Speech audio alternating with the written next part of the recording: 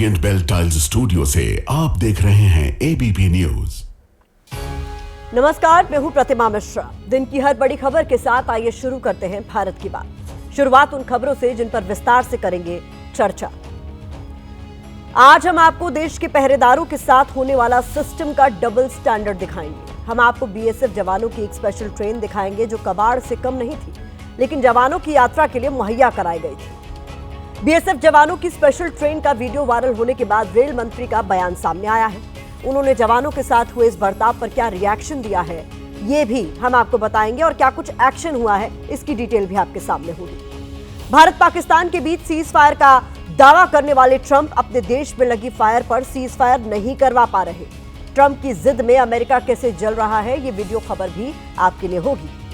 और रात 8:30 बजे आप मेरे साथ देखेंगे स्पेशल रिपोर्ट कामाख्या, कुंडली और कत्ल, सोनम और राजा की हिट स्टोरी पर बड़ा खुलासा।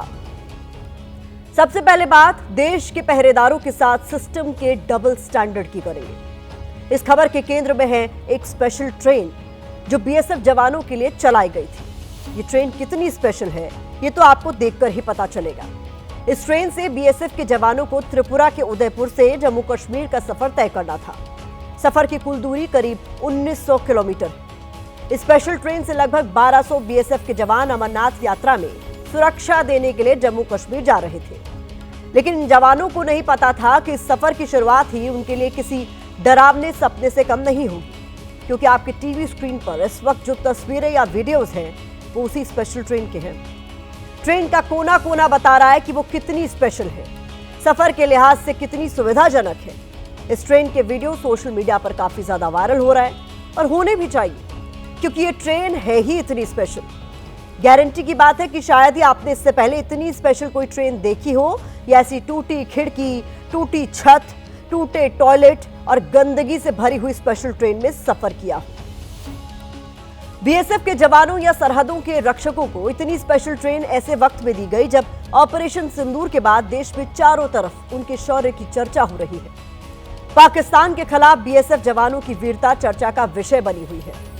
देश के गृह मंत्री अमित शाह बीएसएफ के जवानों के बीच खुद जाकर उनके साहस और बहादुरी की तारीफ कर चुके हैं। लेकिन क्या यह सिस्टम का डबल स्टैंडर्ड नहीं है कि जब देश की सीमाओं की रक्षा की बात होती है तो जवानों को संकट मोचक मान लिया जाता है, दूसरी तरफ जब उन्हें सुविधाएं देने की बात होती है तो स्पेशल ट्रेन के नाम पर कबाड़ या डंपयार्ड में खड़ी ट्रेन को उनके लिए भेज दिया जाता है। इन सारे सवालों का विश्लेषण आगे करेंगे। पहले एक बीएसएफ जवान की नजर से आपको इस ट्रेन के अंदर का सफर कराते हैं। सर ये देखिए हाल, बहुत ही बुरा हाल है सर इस ट्रेन का। ये शायद 7वां 8वां डिब्बा है सर, जिसके सेम इधर लाइट का ना ऊपर, ये देखिए सर, पता नहीं क्या कर रखा है ये, कहां से ये डब्बे उठा के जोड़े हैं इन्होंने। दरवाजा ही नहीं है, दरवाजा टूटा हुआ है। वो देखिए सर लाइट्स, कैसे टॉयलेट करेगा इसमें बंदा। सर ये तो चेंज होने चाहिए सर, ये वाले डब्बे तो बिल्कुल चेंज होने ही चाहिए सर। ये तो ऐसी सिचुएशन में तो आई डोंट थिंक सो कि ट्रैवल करना सही है। ये इनह्यूमन टाइप कंडीशन है सर। पानी पानी आ गया सर ये, क्योंकि खिड़कियां है नहीं, खिड़कियों में सब में छेद है। ये देखिए, ये देखिए क्या सर इसमें क्या दिखाएं। और ये वीडियो तो ट्विटर पे भी शेयर होनी चाहिए वैसे, जैसे इसके हालात हैं। ऐसे तो सर मोस्ट रेवेन्यू जनरेटिंग जो वो है हमारा शायद यही है, रेलवे ही। ऐसी ट्रेन में सर अगर फोर्स पर्सनल को अगर ये वो करेंगे, ट्रैवल करवाएंगे तो आई डोंट थिंक सो क्या ही करेंगे।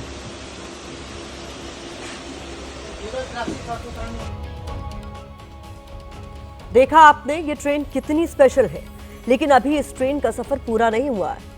आगे आप इस ट्रेन के कुछ और वीडियो देखेंगे तो इसकी खूबियां देखकर हैरान रह जाएंगे। दूसरे वीडियो दिखाने से पहले जैसे किसी स्पेशल ट्रेन में खास फीचर्स दिए जाते हैं, हम आपको बीएसएफ जवानों की स्पेशल ट्रेन के फीचर्स का चार्ट दिखा देते हैं। ये चार्ट जर्जर सिस्टम को जगाने के लिए व्यंग के तौर पर तैयार किया गया है। इसके मुताबिक इस स्पेशल ट्रेन की पहली खासियत टूटी हुई छत है, ताकि इसमें सफर करने वाला जवान धूप और बारिश का लुत्फ ले सके। इस ट्रेन में यात्रियों की टूटी खिड़कियों की भी सुविधा मिलती है, ताकि सफर में हवा का भरपूर आनंद उठाया जा सके। इस ट्रेन के टॉयलेट टूटे हुए हैं, ये भी अपने आप में सबसे अलग फीचर है। ट्रेन के डिब्बे के अंदर लाइट भी टूटी है। इसका फायदा यह है कि जवानों की नींद में रोशनी से कोई खलल ना पड़े। इसके अलावा स्पेशल ट्रेन की सबसे बड़ी खासियत इसमें जगह जगह घूम रहे कॉकरोच है। ये इसलिए है ताकि यात्रा में बोर होने पर जवान इन्हें देखकर अपना मनोरंजन कर सकते हैं। इतनी सारी सुविधाएं देखकर जवान कैसा महसूस कर रहे हैं वो खुद ही बता रहे हैं। तो देखिए कम से कम हजारों की मात्रा में कॉकरोच घूम रहे हैं यहाँ। बुरे हाल हैं इस ट्रेन के। देखिए ये देखिए ऊपर हाल सर, पूरा बारिश बुरिश सब नीचे आएगा इसमें। बिल्कुल ठीक नहीं है इस ट्रेन की कंडीशन। मतलब ट्रैवल करने लायक तो सर ये है नहीं, और 5-6 दिन लायक तो बिल्कुल नहीं है सर। बहुत बुरा हाल है। ऐसा लग रहा है कहीं डंप यार्ड से उठा के डिब्बे जोड़ दिए इन्होंने। ये देखिए पूरी की पूरी खिड़कियां सब खराब। ये देखिए ऊपर ऐसा लग रहा है सर गंद भरा हुआ है ऊपर सारे में। लग रहा कई सदियों तक ये खड़ी हुई थी ट्रेन और अभी निकल के आई है वहां से। बिल्कुल वर्किंग गोइंग कंडीशन में तो है नहीं सर ये। अगर जबरदस्ती अगर ढकना हो तो वो अलग बात है। लाइट वाइट है नहीं सर यहाँ, और बहुत ही बैड सिचुएशन सर। ये देखिए सर, मतलब ऐसा समझ सकते हैं सर कि ये ट्रेन में मतलब सफर करना लगभग नामुमकिन है। ऐसे तो हाल देखिए सर, पूरा ट्रेन में छेद ही छेद है सर, पूरी ट्रेन। ओके रुकिए, ये देखिए ये सामने पूरा टूटा हुआ बुरा हाल। ये special train north east frontier railway की तरफ से मुहैया कराई गई थी। इस ट्रेन से बीएसएफ जवानों की कंपनियों को करीब 4 से 5 दिन तक सफर करना था, लेकिन बीएसएफ के जवानों ने स्पेशल ट्रेन के वीडियो वायरल कर दिए, जिसके बाद सवाल उठने शुरू हो गए। हालांकि रेलवे की तरफ से क्या कहा गया है, उनका पक्ष भी आपके लिए जानना जरूरी है। बीएसएफ की स्पेशल ट्रेन नंबर 00709 को लेकर रेलवे के प्रवक्ता दिलीप कुमार ने एबीपी न्यूज को जानकारी दी है।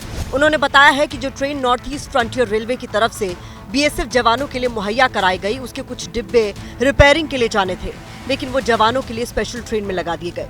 रेलवे का कहना है कि जिन डिब्बों के वीडियो वायरल हुए हैं वो सवारी करने के लिए नहीं लगाए गए थे। बीएसएफ के जवान इन डिब्बों में कैसे बैठ गए ये जांच का विषय है, क्योंकि इन दोनों कोचेस को लॉक किया गया था। ये दोनों कोच रिपेयरिंग और क्लीनिंग के लिए जाने थे। बीएसएफ जवानों की तरफ से शिकायत मिलने पर दूसरे सही डिब्बों वाली ट्रेन मुहैया करा दी गई, जिससे वो अपना मूवमेंट कर सके। इस पूरे मामले की जांच भी हुई है। इस मामले पर नॉर्थ ईस्ट फ्रंटियर रेलवे का पोस्ट भी सामने आया है, जिसमें उन्होंने कहा है ये आरोप गलत है कि बीएसएफ को यात्रा के लिए इस तरह का कोच मुहैया कराया गया था। कोच को आवश्यक रखरखाव, मरम्मत और सफाई के बाद ही यात्रा के लिए मुहैया कराया जाता है। ये वीडियो एक बिना जांचे गए कोच का है, जिसे मरम्मत के लिए भेजा जा रहा था, और ये बीएसएफ वालों की यात्रा के लिए नहीं था। बीएसएफ की इस स्पेशल ट्रेन में त्रिपुरा के उदयपुर के अलावा गुवाहाटी, गोलपारा और बंगाल के कूच बिहार से भी जवानों को जम्मू पहुंचना था।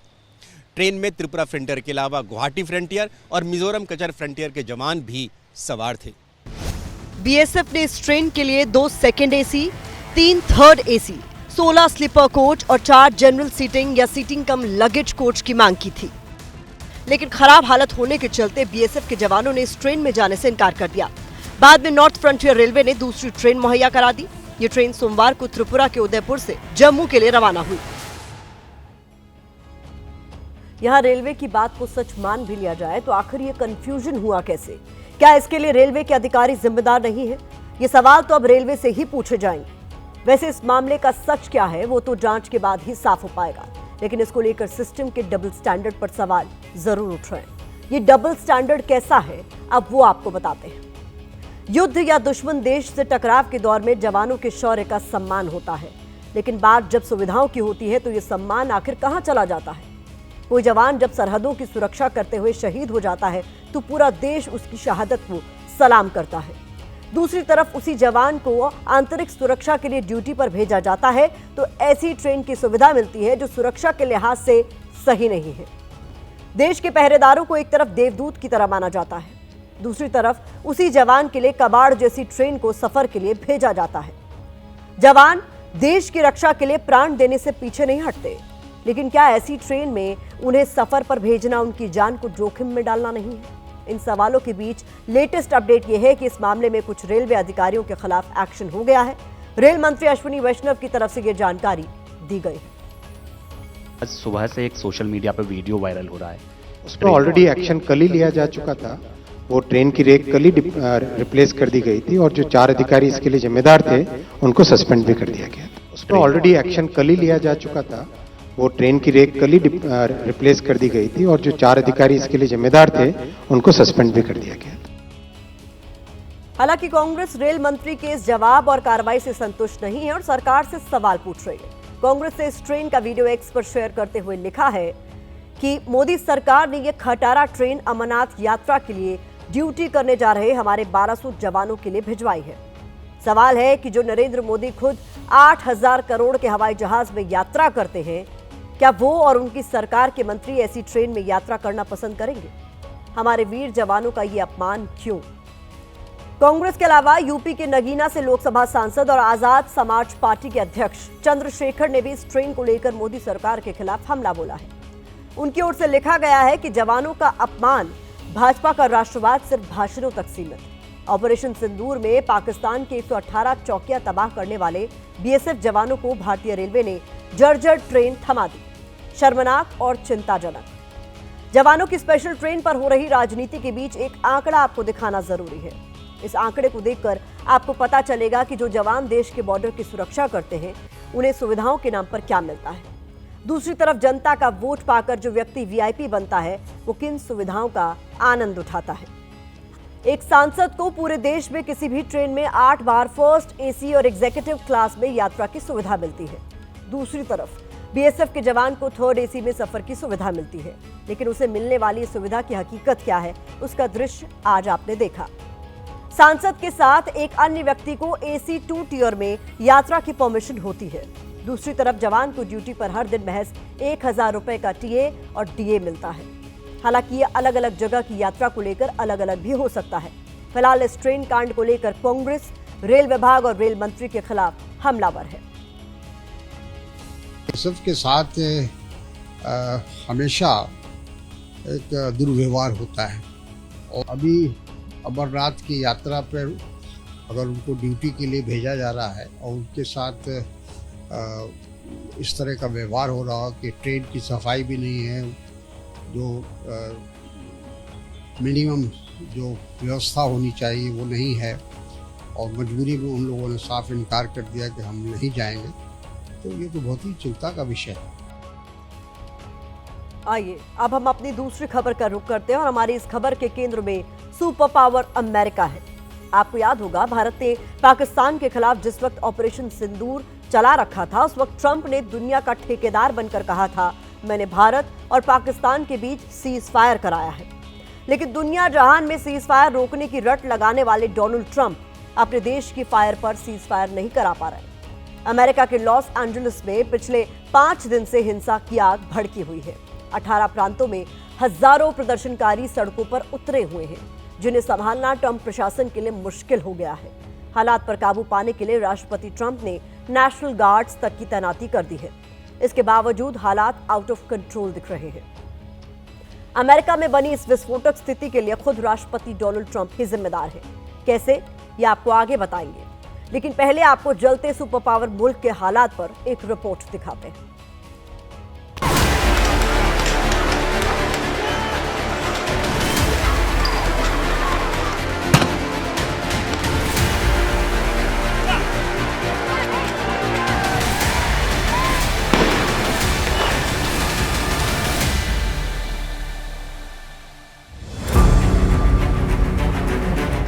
ये है जलता अमेरिका।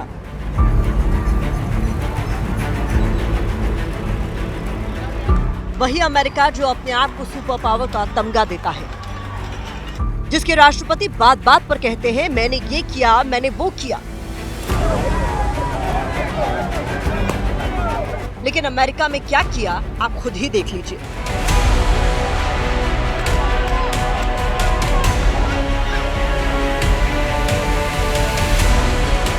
लॉस एंजलिस में हजारों प्रदर्शनकारी सड़कों पर तांडव कर रहे हैं। जगह जगह आगजनी हो रही है। गाड़ियों को आग के हवाले किया जा रहा है। हिंसा के बाद ट्रंप को नेशनल गार्ड की याद आई है। आमतौर पर अमेरिका के किसी भी राज्य में नेशनल गार्ड की तैनाती गवर्नर के अनुरोध के बाद होती है, लेकिन स्थिति को बिगड़ता देख ट्रंप ने खुद ही फैसला कर लिया कि 4000 नेशनल गार्ड और 700 मरीन सैनिकों को उतारा जाए। No, it can only go right by having the military de-escalates. I mean, that was the only way. There's something wrong with these people. I just want to see peace. If there's peace, we get out. If there's even a chance of no peace, we stay there until. America में हिंसा की आग की तपिश Trump अच्छे से महसूस कर रहे हैं और उनकी इसी टेंशन को विपक्ष भी बढ़ा रहा है। Donald Trump wants conflict and violence. House Democrats stand on the side of peaceful protests and condemn the violence that Donald Trump is rooting for. We will continue to fight for a stronger economy and lower costs. Super power मुल्क में लगी इस आग के पीछे भी राष्ट्रपति Trump और उनकी नीतियां ही जिम्मेदार हैं।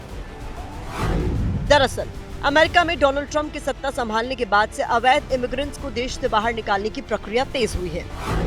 6 मई को इमिग्रेशन और कस्टम एनफोर्समेंट अधिकारियों ने लॉस एंजलिस से अवैध प्रवासियों को गिरफ्तार किया था।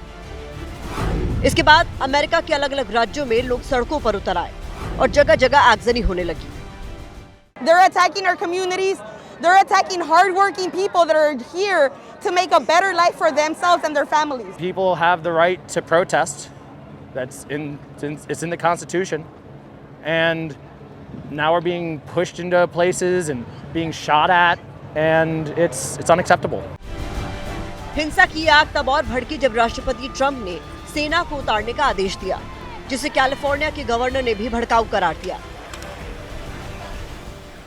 Donald Trump, without consulting California law enforcement leaders, commandeered 2,000 of our state's National Guard members to deploy on our streets, illegally and for no reason. This brazen abuse of power by a sitting president inflamed a combustible situation. यानी अब America में Trump सरकार और राज्य आमने सामने हैं। Trump और उनकी नीतियों के खिलाफ विपक्ष से लेकर जनता तक ने मोर्चा खोल दिया है, जिसकी वजह से अमेरिका में गृह युद्ध जैसी स्थिति बन गई है।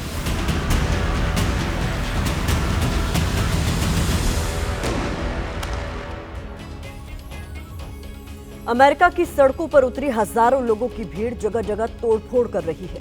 प्रदर्शनकारियों ने एप्पल, टी मोबाइल, एडिडास जैसी बड़ी कंपनियों के शोरूम में तोड़फोड़ कर सामान लूट लिया। लॉस एंजलिस में एप्पल के शोरूम में भीड़ के निशाने पर नजर आया, जहां से प्रदर्शनकारी महंगे फोन उठाकर भाग गए। कुछ को पुलिस ने पकड़ लिया। इसके अलावा भीड़ ने गैस स्टेशन, फार्मेसी और ज्वेलरी शोरूम को भी लूटा है। राष्ट्रपति ट्रंप अमेरिका को सबसे सुरक्षित देश बताते हैं। आपको याद होगा, ट्रंप ने अपने चुनाव प्रचार के समय वादा किया था कि वो अवैध अप्रवासियों को अमेरिका से बाहर का रास्ता दिखाएंगे।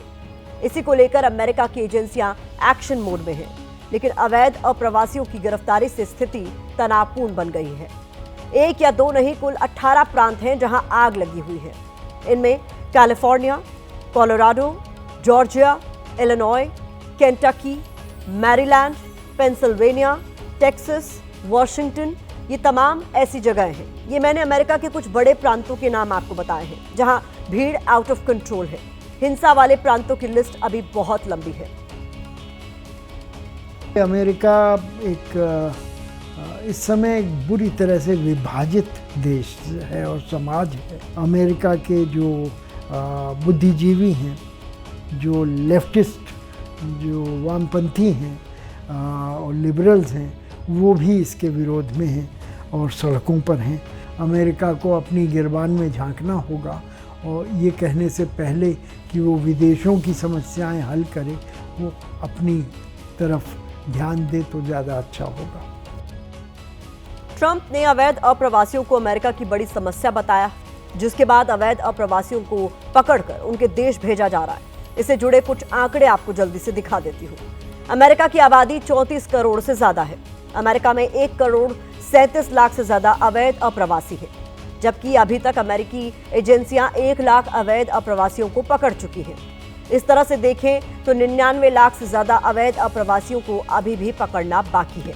और जब इसको लेकर अमेरिकी एजेंसियां और बड़ा ऑपरेशन चलाएंगी तो इन विरोध प्रदर्शन का दायरा भी और ज्यादा बड़ा हो सकता है।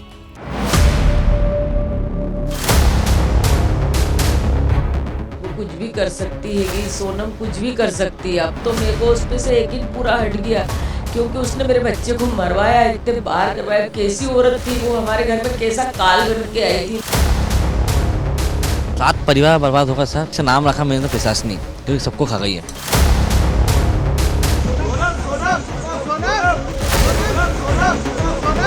मंगल चक्कर भी थी कि एक को मरवा दूंगी तो मेरे को भी 2 हट जाएगा, तो मेरे जो प्रेमी से शादी कर लूँगी। पॉइंट पे पॉइंट बात वाली। राज सिर्फ हमारे यहाँ एक एम्प्लॉई था, वो परमानेंटली हमेशा 24 घंटे सिर्फ दीदी दीदी बोलता था। दूसरा, राखी बांधते थे ये 3 साल से, और मेरे खुद घर में हम दोनों साथ में बैठ के राखी बंधवाई है। उसने अपना जुर्म कबूल लिया है कि हाँ वो इस पूरे कत्ल में शामिल थी। तो हाँ कबूल किया है ये सब ने, वो ये कंस्पिरेसी में तो वो साजिश है।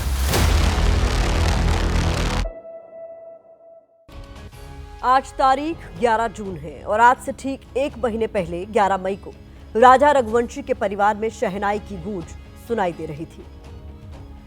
11 मई को ही सोनम और राजा शादी के बंधन में बंधे थे और 1 महीने के भीतर रघुवंशी परिवार में मातम पसरा हुआ है, क्योंकि सोनम ने इश्क के लिए सुहाग को खत्म करने का प्लान बनाया था। राजा रघुवंशी के माता और पिता ने एबीपी न्यूज से बात करते हुए दावा किया है कि सोनम की कुंडली में मंगल दोष था और अपने मंगल दोष को मिटाने के लिए सोनम ने उनके बेटे की हत्या कर दी ताकि कथित प्रेमी राज के साथ जिंदगी बिता सके। आज सोनम का भाई राजा रघुवंशी की मां से मिलने उनके घर पहुंचा था, जहां भाई ने कहा कि सोनम राज कुशवाहा को राखी बांधती थी और दोनों के बीच अफेयर जैसा कुछ नहीं था। आज हम आपको दिखाने जा रहे हैं कामाख्या, कुंडली और कत्ल की कहानी, लेकिन शुरुआत उस तस्वीर से जिसे देखकर हर कोई भावुक हो उठा।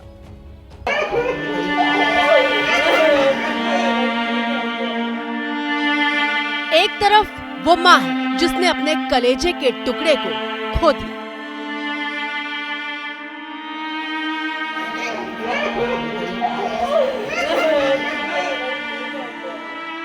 और दूसरी तरफ वो भाई है जिसकी बहन पर इस मां के बेटे की हत्या का आरोप लगा है।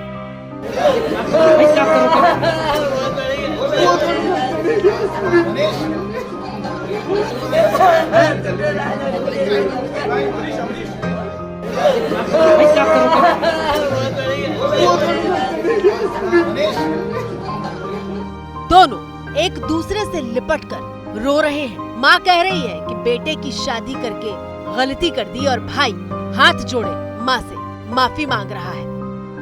मैं कोई होता नहीं हूँ परिवार से माफी मांगने वाला, तो मैंने माफी तो मांग ली है, मगर इस परिवार ने एक बेटा खोया है और जो मैंने लड़की दी थी उस लड़की की जगह पे मैं इस परिवार का हिस्सा हूँ, उससे रिश्ता हमने तोड़ दिया है और इस परिवार का हिस्सा मैं हूँ और आज से सभी चीज़ें मैं करूँगा उसके खिलाफ, क्योंकि राजा मेरा बहुत प्रिय था।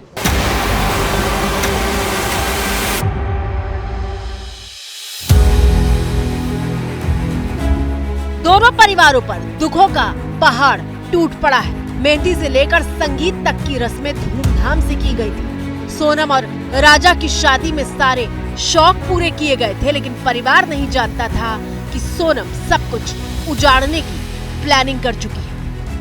सगाई के बाद वो खुश थी और 2 महीने तक हमारे यहाँ शादी की शॉपिंग चली है। सोनम दोषी है तो उसको है ना डायरेक्टली फांसी पे चला दिया जाए। सोनम दोषी है तो उसको है ना डायरेक्टली फांसी पे चला दिया जाए। आसान नहीं होता जिस बहन को बड़े अरमानों के साथ दुल्हन बनाकर घर से विदा किया हो, उसी के लिए एक भाई मौत मांग रहा हो। अगर पुलिस ने बयान दिया है और सोनम ने कबूल कर लिया है तो इसके पहले मैं आपसे बोल चुका हूं कि सोनम गुनहगार है। सोनम को हम बाइकआउट तो कर रहे हैं, मगर मेघालय हम जाएंगे, राजा की तरफ से लड़ने जाएंगे। सोनम और राज कुशवाहा एक दूसरे से प्यार करते थे और दोनों की ये पहली तस्वीर सामने आई है जिसमें वो हंसते हुए दिखाई दे रहे हैं। हम कभी नहीं सुना, नहीं हम कभी नहीं सुन। जब कभी वो फोन लगाती थी बस ये बोलती थी कि वो गाड़ी आ गई है, उसमें ये भरवाना है, वो भरवाना है और जल्दी आया करो, बस वो ऐसे बोलती थी। राज कुशवाहा 2 साल से सोनम के पिता की फैक्ट्री में काम कर रहा था और मैनेजमेंट की जिम्मेदारी संभालता था। उन दोनों का कुछ रिलेशन था ये? हमें कुछ नहीं मालूम, भगवान किसकी कसम कहे, कौन दे दे बता, जो सत्य का जो मानते करते हो हमको वहाँ लेकर के चाहा दे, हम उनकी कसम खा के बोलेंगे कि हम कभी ऐसा नहीं सुना, हमारा बच्चा कभी ऐसा नहीं करा।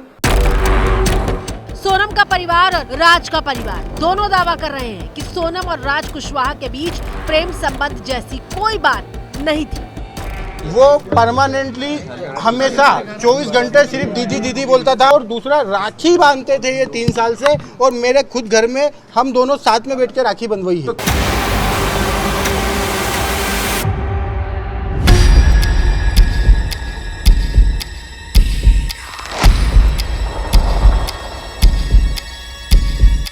सवाल ये है कि सोनम को अगर राज से ही प्यार था तो उसने राजा से शादी क्यों की और फिर उसका कत्ल क्यों किया? वो कुछ भी कर सकती है कि सोनम कुछ भी कर सकती है। अब तो मेरे को उस पे से यकीन पूरा हट गया, क्योंकि उसने मेरे बच्चे को मरवाया, इतने बार करवाया। कैसी औरत थी वो, हमारे घर में कैसा काल बन के आई थी। मतलब सोनम मांगलिक थी, यानी उसकी कुंडली में मंगल दोष था। राजा भी मांगलिक था। हिंदू धर्म में लड़का या लड़की अगर मांगलिक हो तो शादी भी मांगलिक से कराई जाती है। राजा के माता पिता के मुताबिक सोनम ने अपनी कुंडली का मंगल दोष मिटाने के लिए पहले शादी की और फिर हत्या। मंगल चक्कर भी थी कि एक को मरवा दूंगी तो मेरे को भी 2 सड़ जाएगा, तो मेरा जो प्रेम उससे शादी कर लूंगी। पॉइंट पे पॉइंट बात वाली, अंदर आदमी से देखता ना ये तो। मंगल की वजह से ही उसने सोनम ने राजा की हत्या की, और सारी गलती तो उनके घर वाले की है, क्योंकि जब उनको मालूम था राज के बारे में तो उनने किसी के लड़के को क्यों फंसाया। मतलब उनको उससे शादी करवा देना था ना उनकी लड़की की, या तो बोल देते तुम मर जा भाग जा, मगर हमारे मुंह पे ऐसा कालंक मत पूतना। इस पूरी कहानी को शुरू से आखिर तक देखेंगे तो एक बार तो यकीन नहीं होगा कि ये सब कुछ असल जिंदगी में हुआ है। अगर दोष साबित होता है तो सोनम ने जो कुछ किया वो एक पेशेवर अपराधी ही कर सकता है, जिसे इस बात का एक बार भी खौफ पैदा नहीं हुआ कि अगर वो पकड़ी जाएगी तो उसे पूरी जिंदगी सलाखों के पीछे ही सड़ना होगा। सोनम के सरेंडर के बाद से इस पूरे हत्याकांड में कई चौंकाने वाले खुलासे हो चुके हैं, और नया खुलासा राजा रघुवंशी की हत्या वाले स्पॉट को लेकर हुआ है।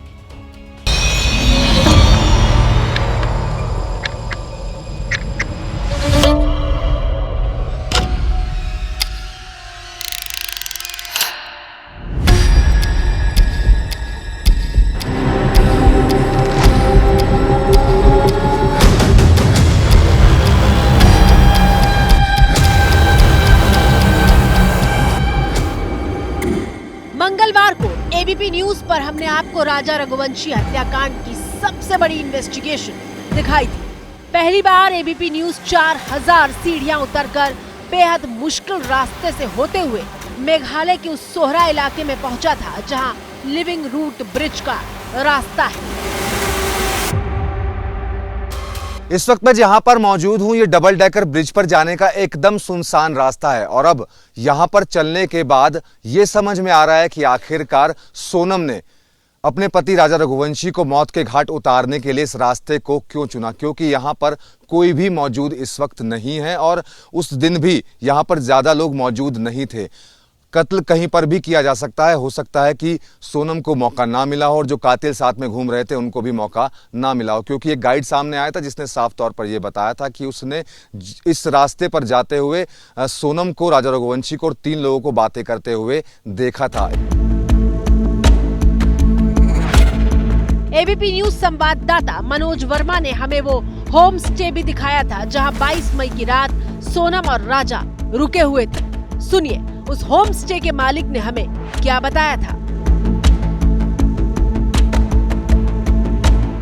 Sonam Rukhavanshi and then Roja Karabachi, and then for that 22 they come here, and then for one guy drop here one guy, and then they see room and then check room and then okay. कितना amount पे किया उन्होंने room का? Room 1000 rupees कि 23 तारीख को सुबह 5:30 बजे दोनों उठते हैं, और दोनों उठने के बाद जो यहाँ के ऑनर हैं उनको जगाते हैं और कहते हैं कि हमें चेकआउट करना है। और जब ये उनसे पूछते हैं कि आपके साथ गाइड भी आया था और गाइड क्यों नहीं है, तो उन्होंने मना किया कि हमें अब रास्ते के बारे में पता है। तो कहीं ना कहीं ये भी एक साजिश का हिस्सा नजर आता है कि सोनम और जो राजा रघुवंशी हैं वो अपने साथ गाइड को लेकर चले थे, लेकिन वापसी में उनके लिए कोई गाइड नहीं था। 23 मई की सुबह 5:30 बजे सोनम ने इस होम स्टे से चेकआउट का प्लान बनाया।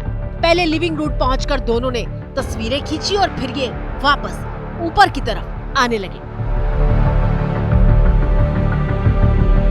डबल डेकर ब्रिज जाने के रास्ते में एक चाय की दुकान है। सोनम और राजा रघुवंशी जब 23 तारीख को वापस लौट रहे थे तब वो यहाँ पर रुके थे और उन्होंने यहाँ पर चाय भी पी थी। इनकी माने तो यहाँ पर और भी टूरिस्ट मौजूद थे। हो सकता है कि उन टूरिस्टों में वो कातिल भी साथ में ही चल रहे हों।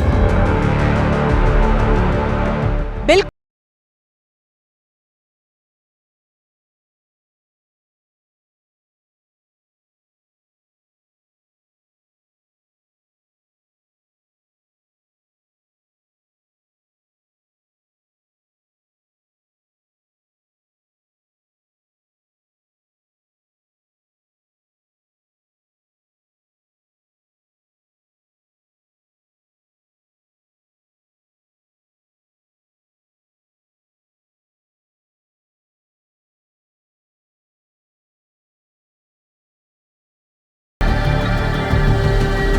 प्रिलिमिनरी इंटरोगेशन जो हम लोग मिला है, मतलब ये लोग एक साथ नौगरियात से जो डबल डेकर ब्रिज है नीचे से ऊपर आ गया और वहाँ से वेसाउडोंग वाला फॉल्स है जिसमें वो सब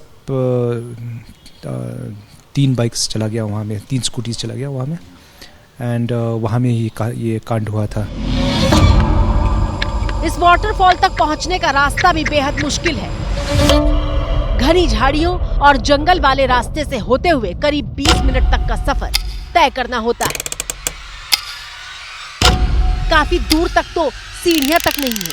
स्थानीय लोगों ने ऐसी लकड़ियों को जोड़कर सीढ़ी नुमा रास्ता तैयार किया है।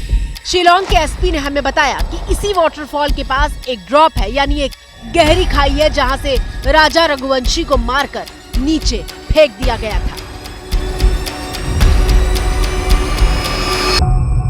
2 आदमी ने दाव लेके मार दिया एंड उसको वहाँ में फॉल्स का वहाँ में वो एक परपेंडिकुलर ड्रॉप है, सो वो लोग बॉडी को वहाँ से फेंक दिया and then that's how the murder took place and from there वहाँ से लोग चला गया। राजा रघुवंशी के बड़े भाई सचिन ने कहा कि सोनम ने कई हजार फीट गहरी खाई में राजा को फेंका था, लेकिन उसका शव 200 फीट पर ही अटक गया और इसीलिए मिल गया। जिस तरह से इसने राजा को जहाँ फेंका था वो खाई थी 10,000 फीट, वो राजा की किस्मत से 2000 फीट पे आके अटक गया, 200 फीट पे आके अटक गया। 1500 फीट थी, वो आया 200 फीट पे आके अटक गया। नहीं तो वो जिस जगह उसको फेंकते वहाँ से बॉडी 2-3 दिन में ही सब डैमेज होती, क्योंकि वहाँ जंगली जानवर बहुत सारे थे, तो प्लानिंग तो बहुत तगड़ी थी इनकी, तो वहाँ से ये इंडिया छोड़ के भाग जाती। शुरुआती जांच में जो सामने आया है उसके मुताबिक सोनम में राजा रघुवंशी की हत्या के लिए एक नहीं बल्कि 2 प्लान बनाए थे। पहला प्लान ये था कि सोनम सेल्फी लेने के बहाने राजा को घाटी के पास ले जाएगी और सेल्फी लेते वक्त धक्का दे देगी ताकि यह हादसा दिखे। लेकिन पहला प्लान अगर फेल होता तो प्लान बी अमल में लाया जाएगा और प्लान बी में ही उन 3 कातिलों की एंट्री होती है जिन्होंने हथियार से राजा पर हमला किया था। ये तस्वीर राजा के भाई ने सोशल मीडिया पर पोस्ट की थी और लिखा है कि वार तो पीठ पीछे ही था, वरना राजा को मारना नामुमकिन था। राजा के बचपन के दोस्त आकाश ने एबीपी न्यूज को बताया कि पिछले 2 साल से वो रेगुलर जिम जाता था और उसकी बॉडी इतनी फिट थी कि वो आराम से हमला करने वालों पर भारी पड़ सकता था। राजा जिम जाते थे, मस्कुलर थे और वो डेफिनेटली उन पे हावी हुए होंगे और इन लोगों ने पीछे से ही वार किया होगा, क्योंकि वो तो निहत्था था, उसके पास तो कुछ नहीं था। ये सब लोग प्री प्लान थे, तो ही उन लोगों ने हत्या कर पाए, वरना उसकी हत्या नहीं कर पाते। तो ही इन लोगों ने सोचा है कि अब इसे मार के ही जाना चाहिए, तो इसे डेफिनेटली मारा है और खाई में फेंका इन लोगों ने। आपकी स्क्रीन पर मौजूद ये कुल्हाड़ी नुमा वही हथियार है जो गुवाहाटी में रेलवे स्टेशन के पास से खरीदा गया था और इसी से राजा के सिर पर गहरे वार किए गए थे।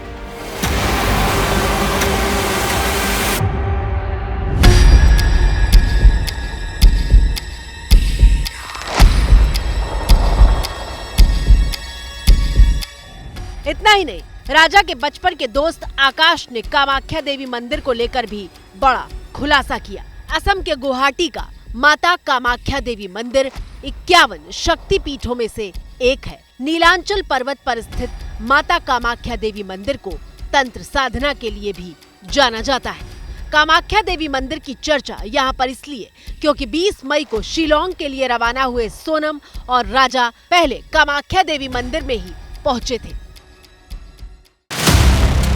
शिलोंग में हनीमून का प्लान भी अचानक ही बना था और टिकट भी सोनम ने ही करवाई थी। कोई हनीमून की बात नहीं थी, ये लास्ट मोमेंट पे ही प्लान बना है, मुझे लगता है 19 तारीख को, 18-19 को, और उसने मुझे कॉल किया था कि मुझसे मिलने आ जा।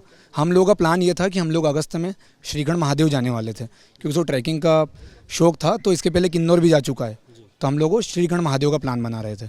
यहाँ जाने का उसका कोई प्लान नहीं था, बाकी लास्ट मोमेंट पर बोला मुझे, मतलब शाम को 19 तारीख की शायद। कामाख्या मंदिर जाने का बताया या शिलोंग जाने का बताया? नहीं, शिलोंग जाने का कोई प्लान नहीं था, ये तो बाद में इनका जो प्री प्लान था सोनम और इनके साथियों का, ये लोग शायद सोनम ने उसे बोला और वो राजा फिर चला गया शिलोंग, बाकी उसका आने का सिर्फ कामाख्या से रिटर्न आने का तय था। लेकिन अब राजा के दोस्त ने एबीपी न्यूज को बताया कि सोनम आखिर राजा को कामाख्या मंदिर क्या कहकर ले गई थी।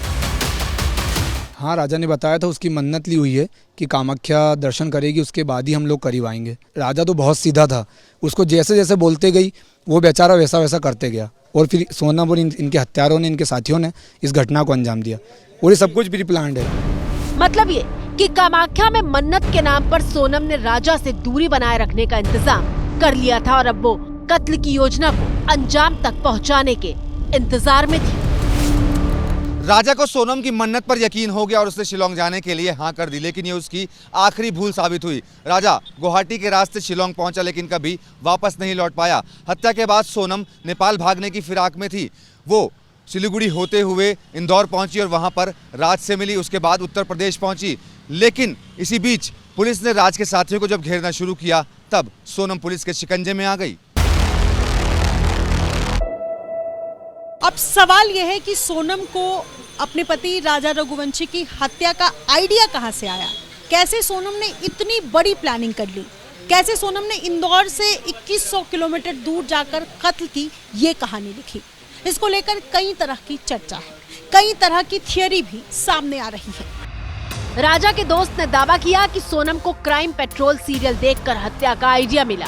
पिता ने भी दावा किया कि सोनम ने फिल्मी अंदाज में बिल्कुल सीरियल की तरह ही हत्या की प्लानिंग की। घर पे बताया कि वो जब शादी होके आए थे दोनों, तो भाभी काफ़ी देखते थे serial, southern India crime petrol उनको काफ़ी पसंद था, तो हो सकता कहीं ना कहीं से उन्होंने देखा और माइंड में और चला हो।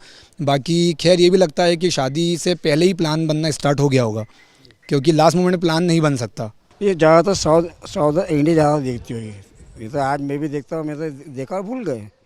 उसने साथ में कैसा करा, देख कर सीखी है, क्राइम महंगा पेट्रोल आता ना, उससे ये सीखी है। फिलहाल सोनम सहित सभी 5 आरोपियों को 8 दिनों के लिए पुलिस की रिमांड में कोर्ट में भेज दिया है। पुलिस इन आरोपियों से पूछताछ कर रही है और साजिश की कड़ियों को जोड़ने में जुटी है। माना जा रहा है कि पुलिस क्राइम सीन रिक्रिएट भी कर सकती है। तो इसी के साथ भारत की बात में फिलहाल मुझे दीजिए इजाजत। कल रात 8 बजे एक बार फिर से भारत की बात में आप सभी से होगी मुलाकात।